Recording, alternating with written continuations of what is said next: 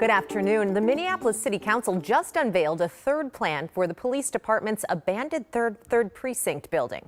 Council President Andrea Jenkins is now offering to temporarily put officers from the 3rd Precinct and 1st Precincts together in the building known as Century Plaza on the southern edge of downtown. Minneapolis announced 2 other options this spring for the 3rd Precinct, but faced lots of pushback from locals who don't want a physical precinct in their neighborhoods. Here's what Mayor Frey has to say about the idea. It provides people from the 3rd Precinct with the necessary service that they need and that they deserve. Second, it provides officers with the right infrastructure and the right resources that they need to do their job and to do it well. That council meeting is continuing right now. Kaya Edwards is in the chambers, and she'll fill us in on the whole proposal on our newscast starting at 4. Right now, authorities are on the scene of a derailment in St. Louis County. The train was carrying hazardous materials on board. The St. Louis Sheriff's Office tells us the train derailed last night around 8 in the small town of Field Township, just north of Cook, Minnesota. We're told it was a Canadian National train, and 2 of the cars carried propane and butane. Deputies didn't see any spilled materials near the derailment, and right now they're saying there is no danger to the public because it's a rural area. In less than an hour, a Scott County judge is expected to hand down a second verdict for a man already found guilty in the gruesome murder of his girlfriend.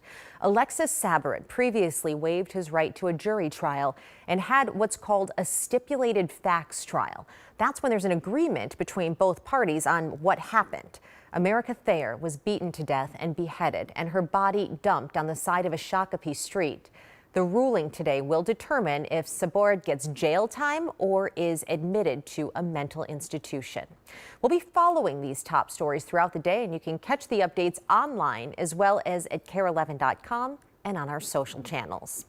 Now let's turn and talk about weather. Another pretty sunny day out there, Ben.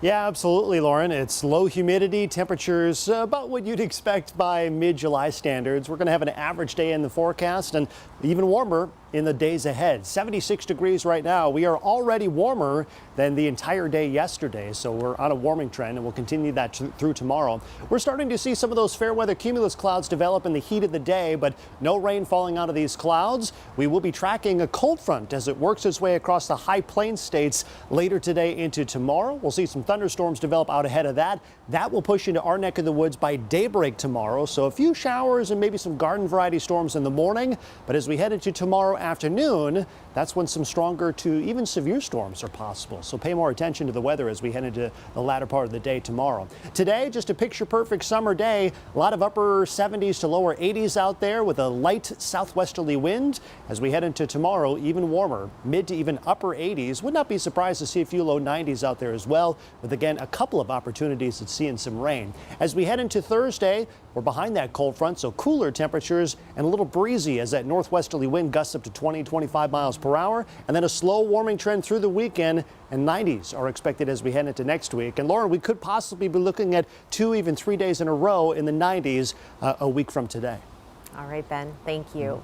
Well, here's a new look for the Minnesota Vikings, but it's actually a throwback. The alternative jersey was just revealed minutes ago. Now, if you think purple and gold hasn't looked this good in decades, it's because these jerseys are based on the ones the team wore in the 1960s, specifically 1969. Now, that's the year the Vikings won the NFC Championship and made it to Super Bowl IV. They'll wear them a few times this season, and they'll be available to buy soon.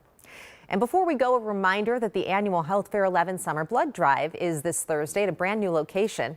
This year's event will be held from 1 p.m. to 7 p.m. at the shops at West End in St. Louis Park. Donors will be eligible to win State Fair and Twins baseball tickets.